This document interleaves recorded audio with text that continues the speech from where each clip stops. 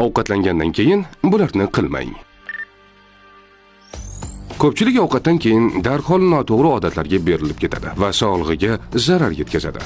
Siz ham xatoga yo'l qo'ymayotganingizni tekshirib ko'ring. Choy ichish tarkibidagi tannin moddasi ovqatdagi temirning so'rilishini 87% ga kamaytiradi. Natijada kamqonlik rivojlanishi mumkin.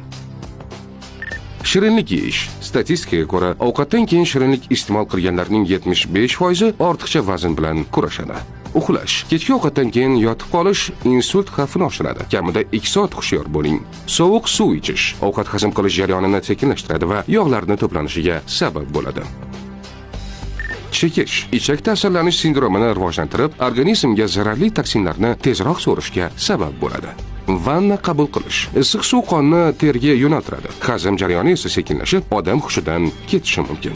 Sport bilan shug'ullanish. Ovqatdan keyin organizm energiyani hazm qilishga yo'naltiradi. Sport esa aksincha, katta energiya talab qiladi. Kamida 2-3 soat kuting.